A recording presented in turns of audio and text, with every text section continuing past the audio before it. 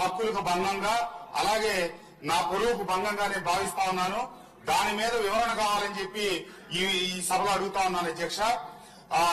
మైలవరం నియోజకవర్గ పరిధిలో ఉన్నటువంటి వెలగలేరు, కొత్తూరు, తాడేపల్లి, వేమవరం తదితర గ్రామాల్లో మైనింగ్ జరిగిన దాంట్లో గత శాసనసభ్యుడి ప్రమేయం ఉందని చెప్పి మంత్రి గారు ఒక సభ్యుడి ప్రశ్నకు సమాధానంగా చెప్పారు.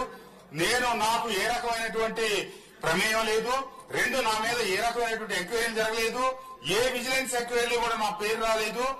కానీ మంత్రి గారు అక్కడ విజిలెన్స్ ఎంక్వైరీ చేశామని చెప్పి చెప్పడం జరిగింది.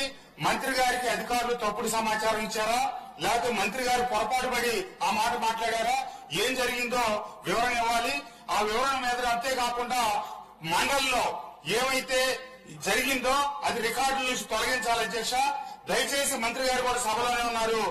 నా గౌరవాన్ని, పొడవుని, లేకపోతే కనుక అది ఏం జరిగిందో ఒకవేళ పొరపాటు జరిగిందని కనుక మంత్రి గారు భావిస్తే విచారణ చేయాలి.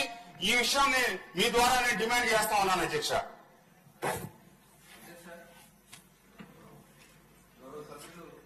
వసంత కృష్ణప్రసాద్ గారు అయితే అక్కడ కూడా మేము ఒక క్లారిఫికేషన్ ఇవ్వాలి కాబట్టి, ఎందుకంటే ఆ సభలో జరిగింది ఇక్కడ చెప్పండి, జస్ట్ ఒక క్లారిఫికేషన్ ఇస్తుంది అధ్యక్ష.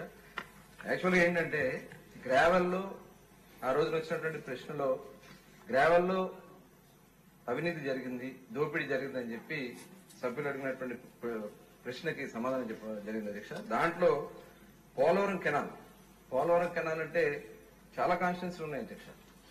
పోలవరం కెనాల్ కింద మనకి గొల్లపూడి దగ్గర నుంచి స్టార్ట్ చేసుకున్నట్టయితే రాజమండ్రి పోలవరం వరకు చాలా కాన్స్టిట్యున్సీలు ఉన్నాయి. అక్కడ నేను చెప్పిన దాంట్లో పోలవరం కెనాల్ అక్కడ ఒక మాజీ శాసనసభ్యుడు